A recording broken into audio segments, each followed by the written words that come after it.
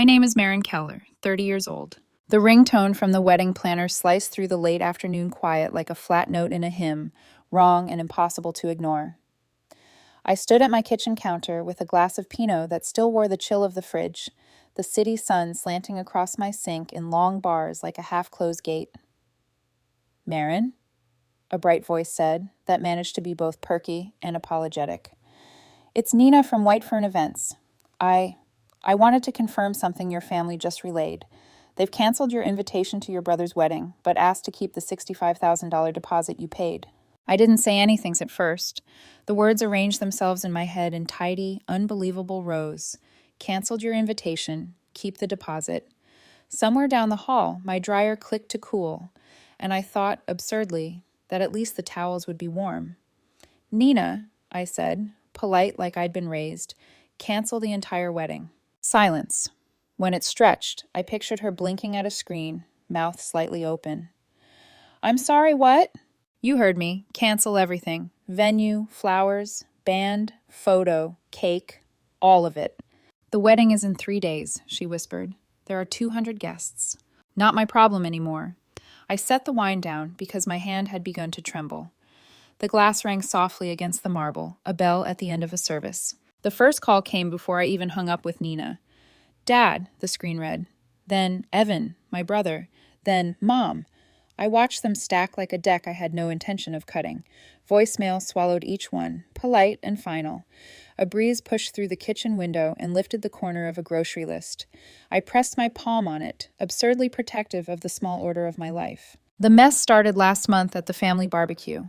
We'd set the picnic tables with mismatched quilts and plastic bowls of potato salad that sweated in the heat. I'd brought Devin, of course I had. 8 months is not nothing, and I was done treating Happy like contraband.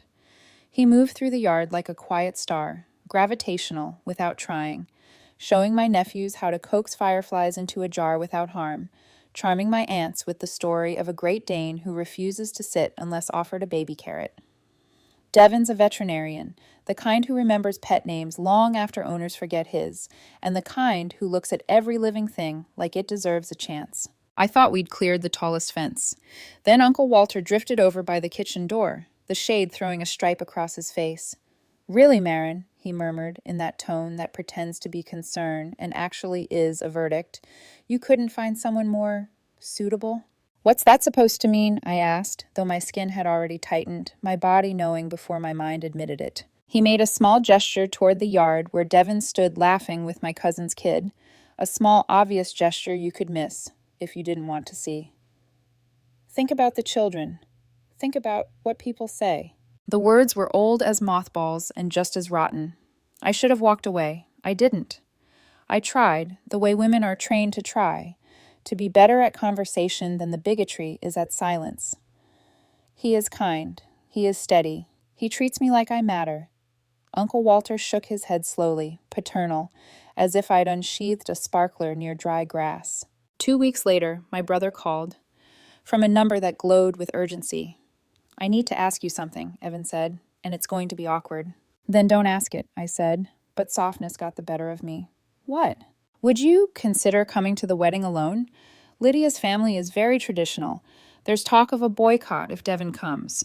Her dad fronted a chunk of reception money. He's threatening to pull out." Complications. He didn't say the word, but it was lined up behind his teeth, clean and cowardly.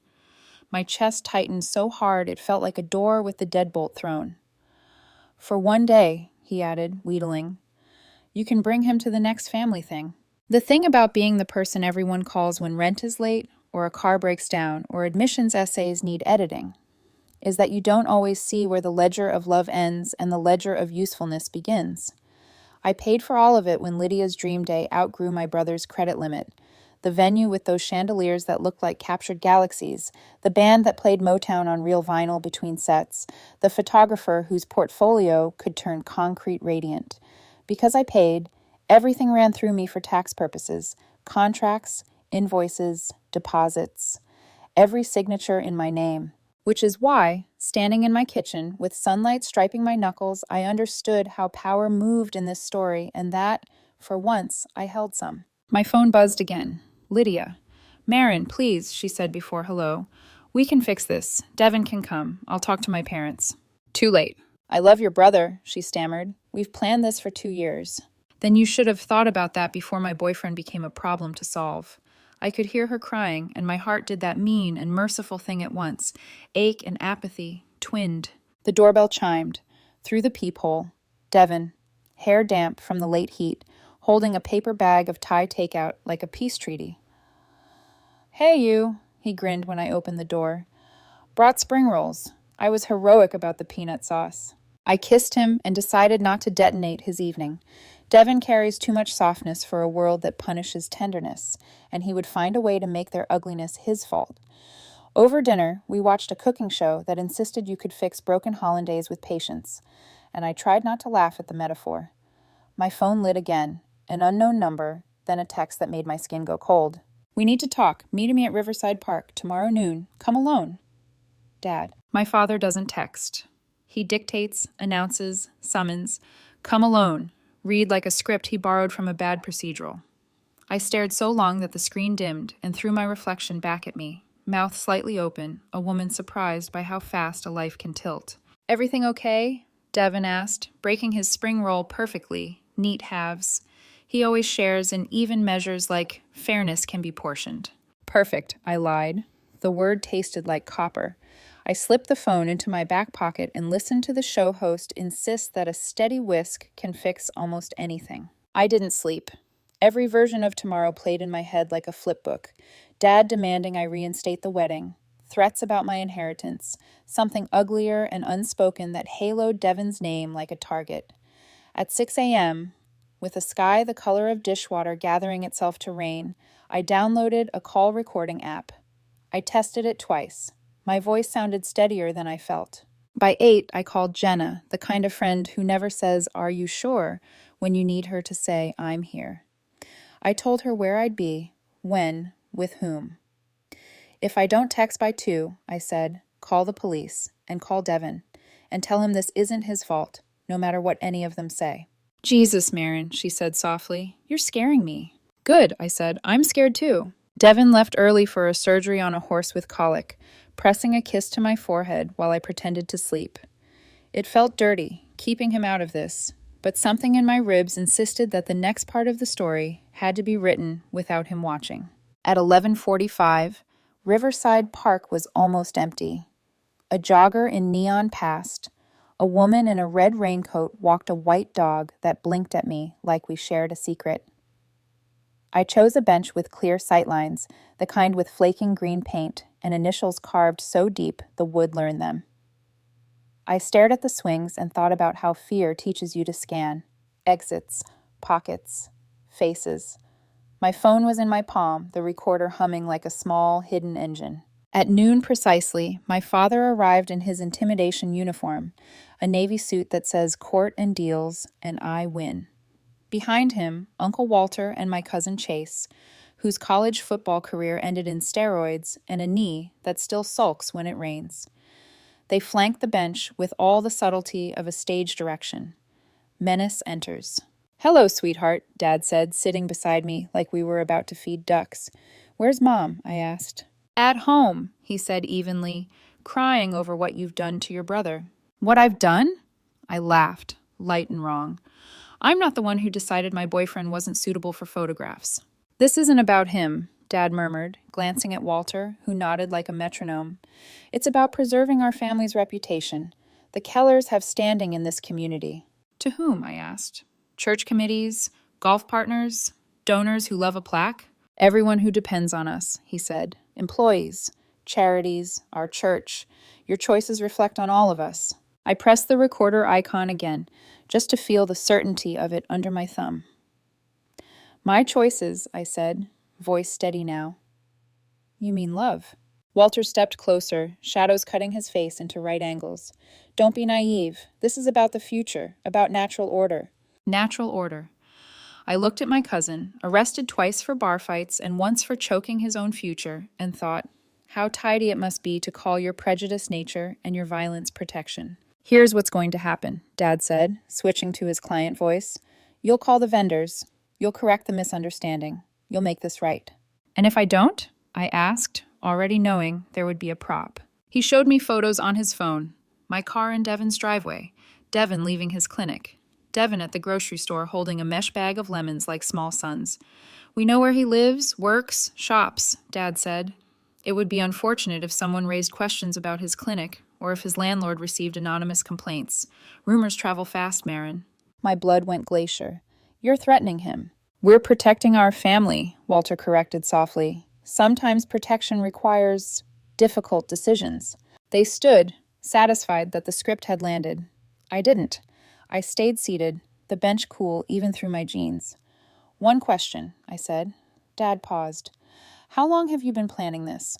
Because this feels coordinated, not reactive. The barbecue, Evan's ask, this meeting, all a little too thorough. For a second, pride flashed across my father's face, bright and feral. Your brother called the night after he met Devin, he said. We weighed our options. The betrayal landed like a fist to the sternum. I swallowed, tasted iron. Miranda's family? I asked. Traditional boycotters? Lydia's parents are progressive, Walter smirked, but they understand family unity. I nodded like a student who's finally solved for X. Then I lifted my phone, screen bright, red dot, steady. I have everything you just said, I murmured. The threats, the fabrication, Chase's commentary on natural order, all of it. Dad went pale in a way I'd never seen him, color leaching like a tide pulled too far out. Delete that, he said. No, I said, and stood so fast the bench squealed against concrete. You worry about reputation, and you just handed me the truth. On the drive home, my hands shook so hard I could feel pulse beats in my fingertips. Devin's truck was already in the driveway. Surgery finished early. In the kitchen, he was in scrubs, stirring leftover rice like home is something you can coax warm again, if you're patient. Hey, beautiful, he said, smile crinkling his eyes. Good day? I broke. Not in a dramatic sob, but in the kind that buckles the knees, quiet and total. He caught me before I hit the tile, held me like the world could be steadied by arms alone. Tell me, he whispered into my hair. I will, I said, but first I need you to hear something. I played the recording for Devin.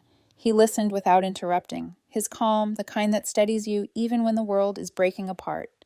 Steam from the reheated rice fogged the air above the pan, and for a heartbeat, I wished I could disappear into something as simple as dinner. I need you to hear this, I said, setting my phone between us. The red waveform pulsed across the screen. I hit play. My father's voice entered our kitchen as if he'd found a key, the measured attorney cadence, the sermon about reputation, Walter's softer poison about natural order, Chase's dull grunt of agreement, and then the snap of the trap. The sound quality was too clear. I could hear the swing set chains from the park, the distant cry of a gull, the hum of traffic under everything. Each detail made the threats feel more real, not less. Devin didn't move. His breath stayed even. He stared at my phone like it might bite, and when the recording ended, he kept staring for 2 beats longer, as if waiting to be sure it was really over. So, he said finally quietly, they planned it. From the night you met Evan.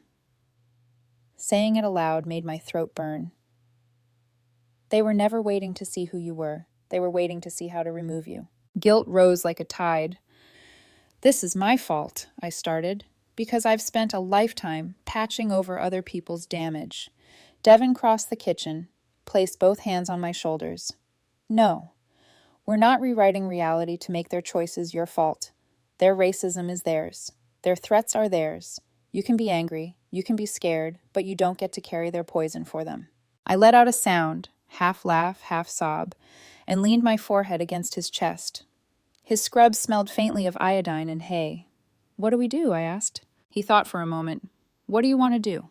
Tell the truth, I said. All of it. Loud. The next morning arrived gray and loud. Rain hit the windows like static while my phone vibrated nonstop. News alerts, unread messages, half-hearted apologies that weren't really apologies. My family name was trending for all the wrong reasons, and somewhere under the noise I felt something close to relief. The truth was out. I didn't have to hold it anymore. Devin made coffee while I scrolled through the headlines. Keller firm faces racism allegations from within the family. Community leader accused of threatening son-in-law. The photos were old publicity shots. My father shaking hands with local politicians, my uncle smiling at a charity gala. None of them looked like men capable of saying what I'd recorded, and maybe that was the point. "They're going to call," Devin said, setting a mug in front of me. "They already have," I said. I stopped answering at midnight. He squeezed my shoulder, and I let the warmth of his hand ground me. Outside, a delivery truck rumbled past, and for a strange second it sounded like applause. By mid-morning, the statements started rolling in. The firm's PR account posted, "We are shocked and saddened by these allegations." Walters Bank issued a brief note about conducting an internal review. Cousin Chase's social media disappeared entirely, his way of hiding in plain sight. Then Dad called again. I stared at the screen until it went dark. He left another voicemail. This time his voice was different, stripped of authority and full of a rage that trembled at the edges. "You've ruined us," he said. "Do you understand what you've done?" I did. I'd replaced his control with consequences. At noon, Jenna showed up at my apartment with takeout and that look that says, "I'm not leaving until you eat something." We sat cross-legged on the floor, surrounded by the wreckage of headlines. "You realize this is history, right?" she said, mouth full of noodles. "No one ever calls people like your dad out and survives." "Surviving is relative," I said. "They're still powerful. They'll find ways to fight back." "Then we'll keep receipts," she said simply, and held up her phone. By late afternoon, Devin's clinic phone started ringing too. Reporters asking for comment, clients offering support, one man wanting to hear both sides. He muted it and went back to checking on a recovering collie. The way he kept doing his work, quiet, methodical, felt like defiance. That evening, Mom called again. I didn't want to pick up, but ignoring her felt cruel. The screen pulsed. I sighed and answered. "Marin," she began, her voice careful. "Your father is losing everything. 3 partners quit today. The Bar Association's investigating. Please, talk to him." "Talk to him?" I repeated. "He threatened the man I love, Mom. He stalked him. He turned our family into a weapon." "He didn't mean—" "Stop," I said. "Don't rewrite it for him. You taught me better than that." She was crying now, the quiet kind that sounds like breathing. "I don't know how we got here," she said. "Yes, you do," I said. "We got here because none of you said no when he decided to play God." The silence stretched so long I thought she'd hung up. Then she whispered, "I just wanted to protect you." "Then you should have stood next to me," I said, and ended the call. Devin looked up from the couch. "How bad?" "Bad," I said, sinking beside him, "but maybe necessary." We watched the evening news together. The segment showed the Keller logo blurred behind caution tape, a reporter standing in the drizzle outside the firm's glass doors. Then they played a portion of my recording, my father's voice saying, "We know where he lives." Devin reached for my hand, his thumb tracing small circles over my palm. The anchor concluded, "No criminal charges have been filed yet." Yet. The word hung there like a promise. The next morning, my inbox was a battlefield. Half hate mail, half thank you notes. One message stood out. It was from Vanessa, the wedding planner. "Marin," she wrote, "I wanted to thank you. After you canceled, your father called me screaming. I recorded it. He said some things you should hear." She attached an audio file. I clicked play. My father's voice again, furious this time, calling me ungrateful, calling Devin that man, calling the whole situation a PR nightmare caused by miscegenation. The words hit like stones. I closed my eyes and let them bruise. When the recording ended, Vanessa's message continued. "I sent it to my professional association and a friend at Channel 7. They're airing it tonight." For the first time since this began, I laughed. Not from joy, but from disbelief that the universe had decided to help. "Guess karma's punctual today," I said. That night, the news ran Vanessa's tape. My father looked small, cornered, his vocabulary unraveling on camera. Walter refused to comment. Chase posted a meme about loyalty before deleting it 20 minutes later. The firm's clients vanished like air from a punctured balloon. Devin and I sat in the dark, the TV light flickering across his face. "Does it feel like victory?" he asked quietly. I thought about the little girl I'd been, watching my father hold court at family dinners, measuring worth by volume and applause. I thought about how fear and love had once been the same language in our house. "Not victory," I said, "truth, and truth hurts different than winning." The rain had stopped. Somewhere outside, a siren wailed and faded.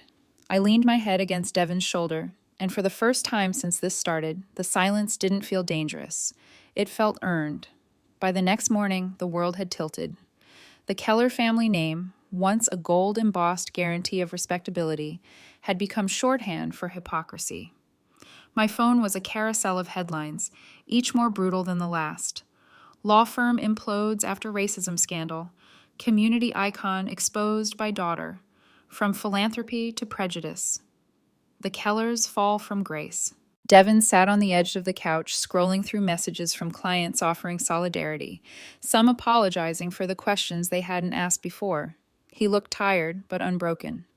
"They'll come after you next," he said. "Already have," I said, tossing my phone on the table. "But I've got a better defense team. Every journalist with a conscience." Still, my stomach churned. When I saw the footage, my father outside his office, jacket unbuttoned, sweat beading along his hairline as a reporter asked, "Do you deny threatening your daughter's fiancé?" He tried to smile, but the corners of his mouth twitched with panic.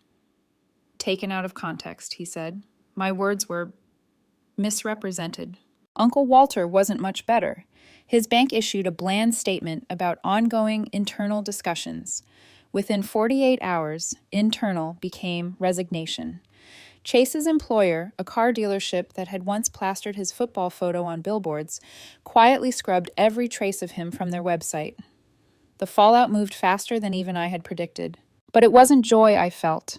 It was exhaustion, the kind that seeps into the bones after too many nights sleeping beside a phone that won't stop lighting up. Devin brewed coffee and handed me a mug, his thumb brushing mine.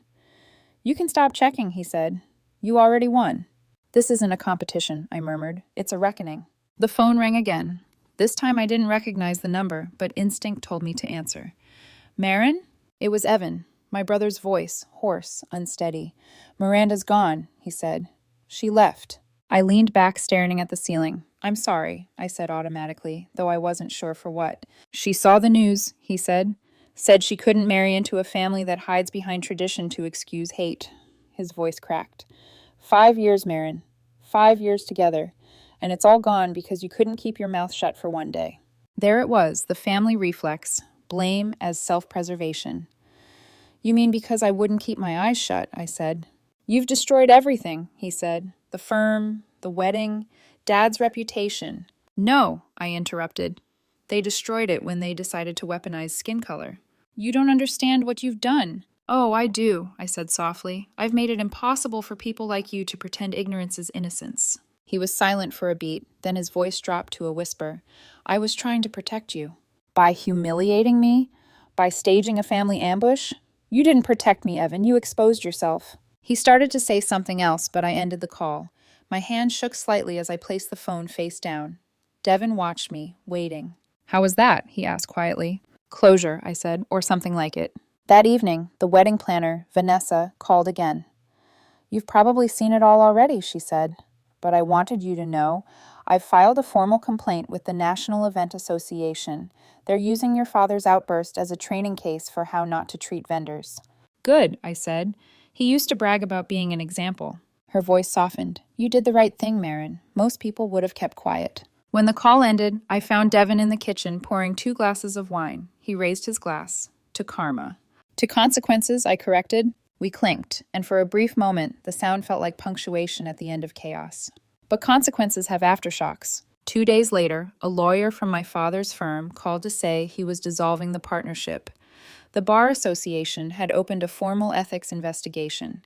Anonymous sources, likely former employees, had leaked internal emails showing how often optics and community image were used as shields to hide discriminatory hiring practices.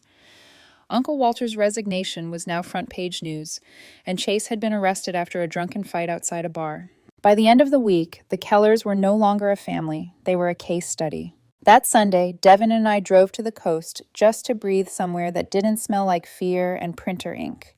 The ocean was gray, the wind sharp enough to hurt a little, and maybe that was what we needed. We walked in silence until the tide reached our shoes. "Do you think it's over?" he asked. "Stories like this don't end," I said. "They just change chapters." He slipped his hand into mine. "Then let's write the next one better." We stood there until the cold pushed us back toward the car. On the drive home, I watched the coastline disappear in the mirror, thinking how destruction and cleansing sometimes look exactly the same. When we got home, my phone was waiting with one new message. It was short, no threats, no excuses, just 3 words from an unknown number I knew by heart. Please come home. I stared at the message for a long time. Please come home. No signature, but it didn't need one. My father never wasted words when control could do the talking.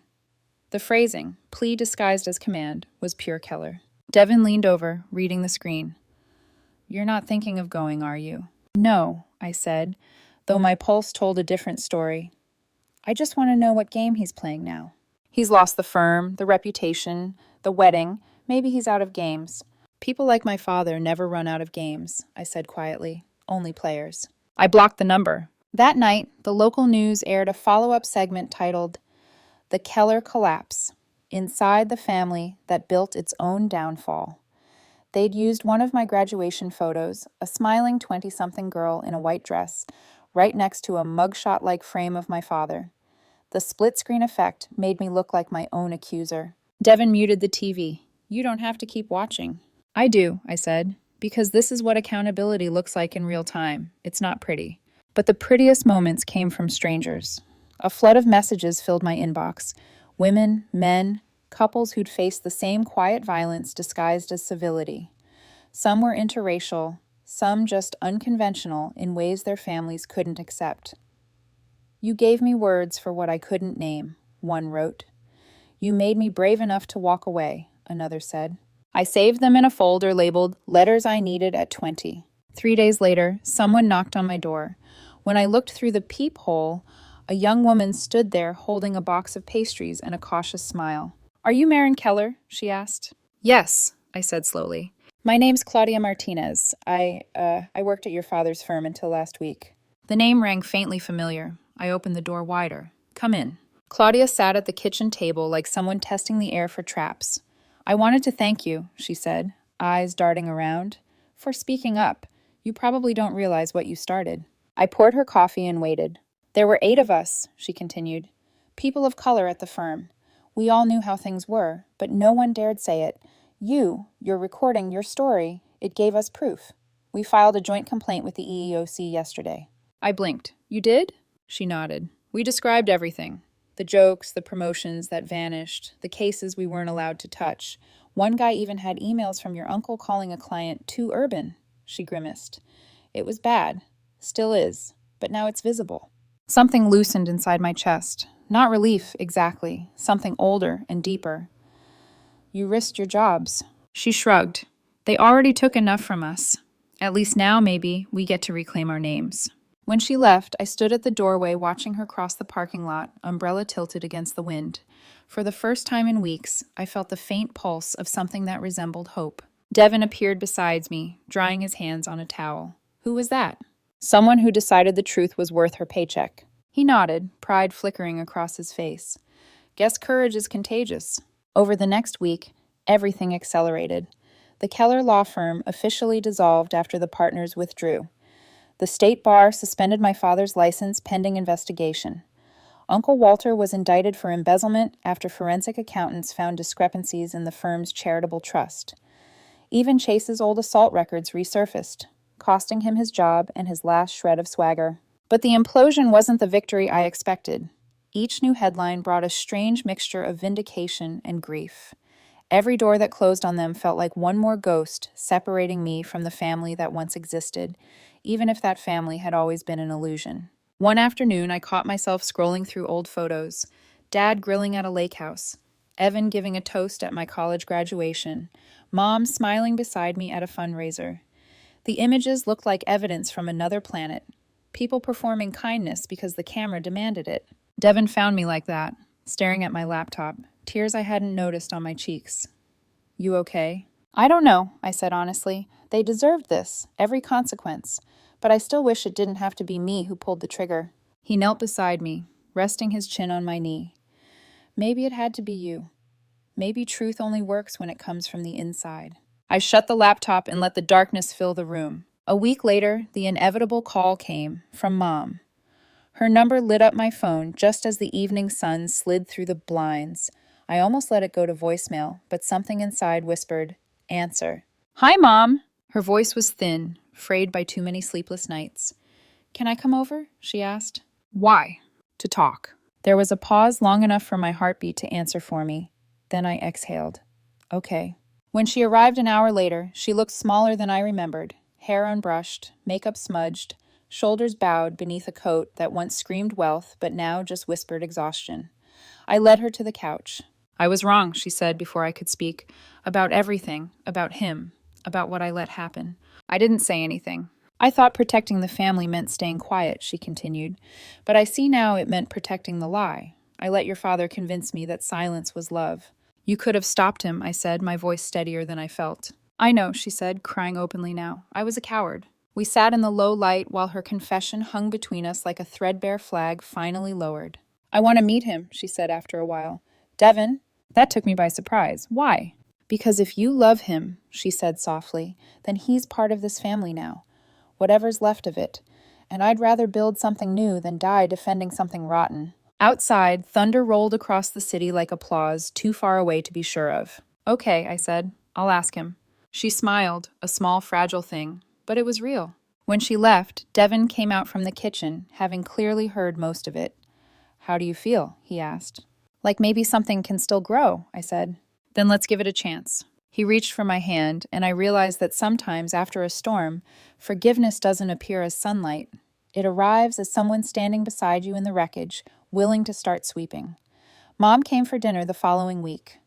It was a quiet Wednesday, the kind that smelled like rain and takeout, and things finally softening after too much noise. Devin had cleaned the apartment like it was an audition for sainthood. Wine glasses polished, candles lit, even the cat brushed. When the doorbell rang, he caught my hand. "You ready?" he asked. "Not really," I said, but that's never stopped me before. Mom stood in the hallway clutching a bottle of wine she clearly hadn't chosen herself. It still wore the price tag. She looked nervous, eyes darting over our living room as if expecting judgment to live in the furniture. "This is lovely," she said, voice too bright. "Thank you," Devin said gently. "Come in." He extended his hand, and for a split second she hesitated. Then she shook it, and I saw the tremor in her fingers. "It's good to finally meet you," she said. "And you," Devin replied. We sat down to dinner. Thai food again, poetic symmetry, or just easy comfort. The silence was awkward at first, but Devin has this quiet gift for disarming people. Within 10 minutes, he had her talking about her garden, her book club, the weather. Normal things, human things. At one point, she looked up from her plate. "You're a veterinarian, right?" He nodded. "Mostly small animals, occasionally horses. They're like toddlers with opinions." She laughed, surprised at herself. "I always wanted a dog," she said. "Your father was allergic." "No," I said softly. "He just said he was." She winced, realizing the truth in it, then nodded. "I suppose you're right."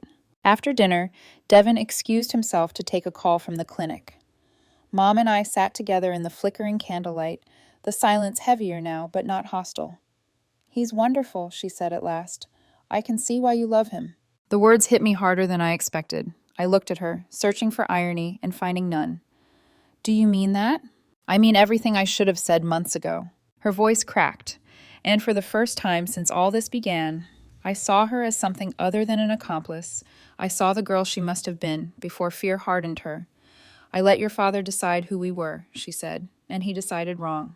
We sat there until the candle burned itself out, the smoke curling like an apology. A month later, Devin proposed. It wasn't a grand gesture, no sunset, no photographer hidden in the bushes, just a Sunday morning in bed, sunlight tangled in the curtains, his hand slipping into mine with a ring between his fingers. "You've already done all the hard parts with me," he said. "Let's do the easy part too." I cried, said yes, and then we both laughed, because it was the only possible answer. We had a small ceremony at his family's farm in North Carolina. The air smelled like honeysuckle and soil. Mom came, wearing a pale blue dress that matched the sky. She walked me down the aisle. My father was in jail by then. Tax evasion, poetic justice's final verse. When the minister asked who gave the bride away, Mom's voice shook, but held steady. "She gives herself." It was perfect. After the vows, while guests danced under strings of lights, Mom pulled me aside. I have something for you, she said, handing me a small velvet box. Inside was a simple gold ring with a modest diamond, worn but gleaming. It was your grandmother's. I was saving it for your wedding day. I know you already have a ring, but I'll wear it, I said before she could finish. It's from the family I deserve, not the one I escaped. She smiled, tears sliding down her cheeks. You're teaching me what family really means. That night, Devin and I stood at the edge of the field, watching lightning bugs rise like tiny lanterns. Do you ever think about how different this could have been? He asked. All the time, I said. But then I realized everything they destroyed made room for this. When we returned home a week later, our apartment felt smaller but more ours. We hosted Sunday dinners now. Mom, a few cousins brave enough to reach out, friends who'd become family by choice. The table was crowded and imperfect and alive. One evening, Mom was telling a story about me as a toddler when I caught her looking at Devin, really looking at him, not as a symbol, not as a scandal, but as her son-in-law. Something unspoken passed between them. Acknowledgement, maybe gratitude. After dinner, as we cleared plates, she touched my arm. You were right, she said quietly, about love over fear. I smiled. It's a better investment. Months later, the world had finally stopped whispering about the Kellers. The firm was gone. The scandal faded into think pieces and moral debates, and I was promoted at work, senior marketing director. Devin opened a second clinic. The quiet of ordinary life felt revolutionary. Then one morning, while watering the plants, I noticed the sky was the same color as the day I canceled the wedding. Slate gray, uncertain. I stood there for a long time, thinking about how endings circle back, disguised as beginnings. I'd lost everything built on pretense, and somehow that made space for everything that was real. When Devin came home that night, I told him, I don't regret any of it, I said, even though it cost me everything. He smiled, pulling me close. It didn't cost you everything, Marin. It gave you me. Outside, the city lights shimmered like 1,000 new chances. 3 years later, the world finally learned to say our new name without whispering. I was Marin Richardson now, Devin's wife, partner, equal, and the ghost of Keller had become something I saw only on old tax documents and in the occasional headline that used it for context. The scandal had faded into history, and life, somehow, had become peaceful again. Our days filled with the quiet rituals of stability. Devin opened a second clinic on the south side of town. I'd been promoted to senior marketing director at the agency where I'd started right after college. We bought a little craftsman house 3 streets from his first clinic, white porch swing, climbing roses, the kind of place I used to think belonged to people luckier than me. And then came Zara. She arrived on a spring morning when the cherry blossoms were stubbornly late, and the air still smelled of winter rain. She had Devin's eyes, dark and kind, and my stubbornness, which announced itself before she could even crawl. Watching Devin hold her for the first time broke something open inside me, a chamber I didn't know existed. She's perfect, he whispered. She's ours. Mom cried when she met her granddaughter. She babysat every Tuesday while Devin and I had date nights, a tradition she swore by. Sometimes I'd come home to find her reading The Velveteen Rabbit aloud, her voice soft and unguarded.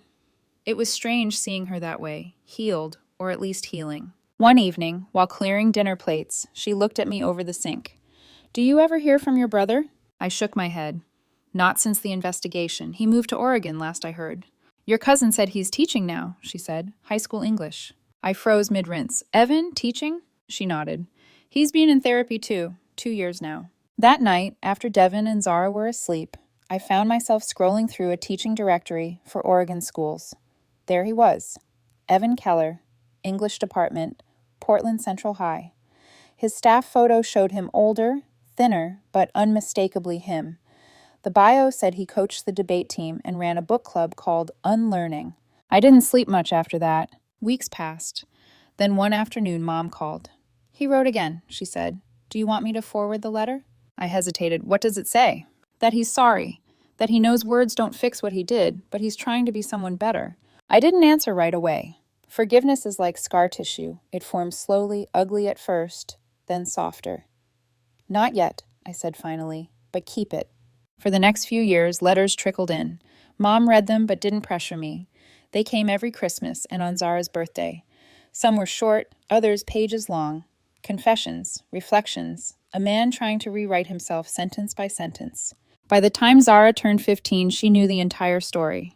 We believed in telling the truth early, before silence could make it shameful. She'd grown up hearing the phrase, love over fear, like a family motto.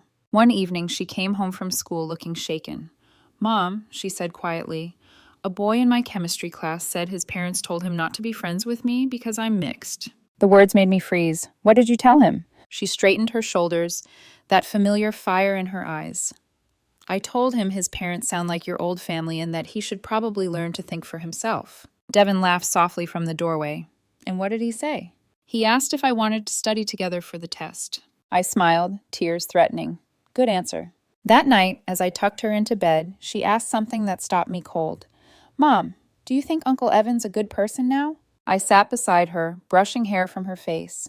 I think he's trying to be, I said. And that matters. But trying doesn't erase what came before. Would you ever see him again? I don't know. Maybe someday. Healing takes as long as it takes. Months passed, and Zara kept asking. She started writing to him through Mom. Small notes about school and books. Evan wrote back. Careful, humble letters that didn't ask for forgiveness, only conversation. He doesn't sound like the person you described, she said one evening. People contain multitudes, I said.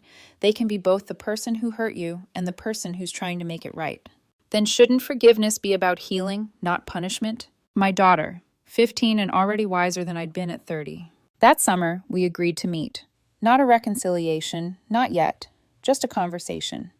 Devin, Mom, Zara, and I would drive to Portland and have lunch with Evan and his family. The night before we left, I couldn't sleep. Devin found me on the porch, staring at the stars. Second thoughts, he asked. Third and fourth, I admitted. What if he's the same? What if he's better? Both options scare me. He smiled gently. You weren't wrong to walk away, but maybe now you get to choose if you want to walk back. The next morning, the drive felt like crossing decades. Portland was green and alive, and I could feel my pulse quicken as we parked outside a quiet family restaurant. Through the window, I saw Evan before he saw me. Older, grayer, eyes softer. The arrogance was gone, replaced by something that looked a lot like humility. When we walked in, he stood immediately. Marin, he said simply. Evan! He turned to Devin, extending his hand. I owe you an apology I can never repay. Devin studied him for a moment, then shook his hand. Thank you for saying that. Then Evan crouched down to Zara's height. You must be the niece who debates her teachers, he said with a small smile. Your grandmother talks about you all the time. Zara grinned. Are you really my uncle? I am, he said. Whether that makes me family is up to you. We sat, awkward at first, but conversation came easier than I expected. Evan introduced us to his wife, Ko, a Japanese-American woman with kind eyes, and their 2 small children.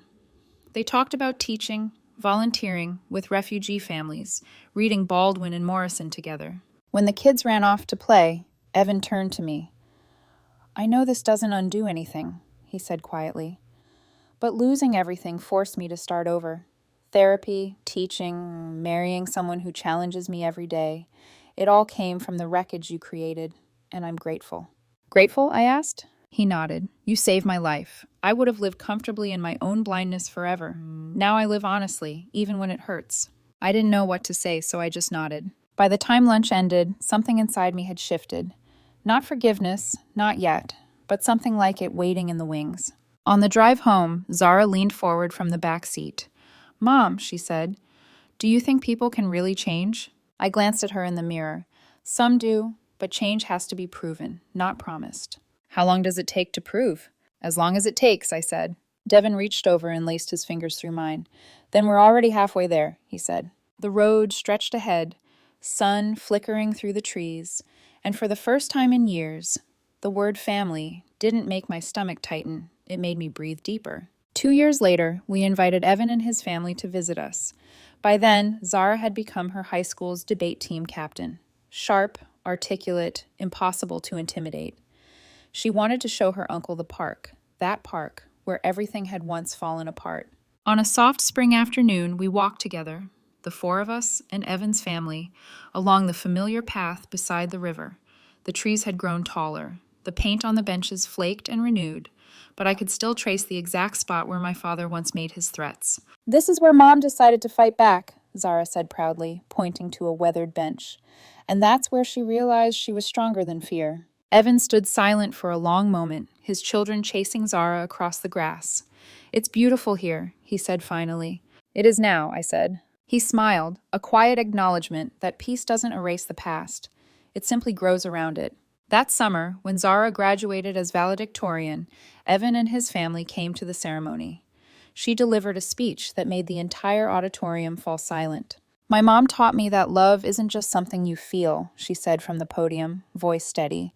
"It's something you choose over and over again, even when it's hard, even when it costs you. Love over fear, truth over comfort." In the crowd, I felt Devin slip his hand into mine. Mom was crying beside me. Evan, sitting a few rows down, nodded through tears of his own. After the ceremony, a reporter approached us. "Mrs. Richardson," he said, "given your family's history, what would you say to people trying to repair broken families divided by prejudice?" I looked at the faces around me. Devin, Mom, Zara, even Evan's kids chasing each other with graduation balloons. "I'd tell them love isn't a guarantee," I said. "It's a choice you have to keep making, even when it's uncomfortable. Sometimes that means walking away. Sometimes it means walking back. Either way, it means walking toward truth." The reporter turned to Evan. "And you?" Evan cleared his throat. "Own your mistakes," he said simply. "All of them. Don't expect forgiveness. Earn it. Change isn't a statement. It's a lifetime of small, quiet work." Later that night, we hosted a backyard dinner under strings of warm lights. Mom brought her famous lemon bars. Evan grilled while Devin helped set the table. Zara and the kids ran barefoot across the grass, their laughter rising like music. I stood on the porch watching them all, the people who'd survived the fire and decided to build something from the ashes. The Keller family had been built on fear, appearances, and the illusion of control. The Richardson family, our family, was built on truth, love, and the courage to stay open, even after being broken. Sometimes you have to destroy a legacy to make room for something worth inheriting. Years later, I was invited to speak at a conference called Bridges, Healing Families Through Truth. The room was full of faces, couples disowned for who they loved, children estranged from parents who couldn't change fast enough. "The question I'm asked most often," I said into the microphone, "is whether I regret destroying my family." I paused, scanning the crowd. "But here's the truth. I didn't destroy my family. I exposed it. The relationships that couldn't survive the truth were never real to begin with. The ones that did survive became stronger because they were finally built on honesty instead of performance." Afterward, a young woman approached me. She was holding hands with a woman of a different race. Both wore engagement rings. "My father says he'll disown me if I go through with the wedding," she said, voice shaking. "He says I'll regret it." I smiled gently. "Maybe you will," I said. "But regret built on truth is lighter than regret built on fear." She blinked, tears gathering. "How did you find the courage to choose love?" "By realizing fear only controls you if you let it," I said, "and by choosing people who love me for who I am, not for who they wish I'd be." 6 months later, she sent me a wedding invitation. On the back, she'd written in pen, "Love over fear." Now, 20 years after that first phone call from the wedding planner, life has come full circle. Zara is in law school at Howard University, following her father's calm and my fire. She wants to fight for justice, not in theory, but in courtrooms. She calls every Sunday, usually from the library, her voice tired but passionate. "Last week," she said, "Mom, I'm dating someone. Their name's River. They're non-binary and white. Their parents are conservative, but they're trying." I laughed softly. "Are you happy?" "Yeah," she said. "They make me laugh." "Then I'm happy too." That night, Devin and I sat on the porch again. Older now, slower but content. The house glowed behind us, the garden full of fireflies. "Think we'll have to fight another family of bigots?" he asked with a teasing smile. "Maybe," I said, "but we know how this story ends." He raised an eyebrow. "How?" "Love wins," I said. "It doesn't always win easily or quickly, but it always wins eventually." He leaned in, kissed my forehead. "You still believe that?" "More than ever." Inside, a photo wall lined our hallway. Pictures of weddings, family dinners, graduations. None perfect, all real. I looked at them and realized something important. Legacy isn't what you inherit. It's what you build when you decide to stop pretending. So yes, love wins. Not the cinematic kind that ends with applause, but the quiet kind that keeps showing up. The kind that rebuilds. The kind that teaches your children to do better than you did. If this story moved you, don't forget to like, subscribe, and share your thoughts in the comments below. I'd love to hear your story too.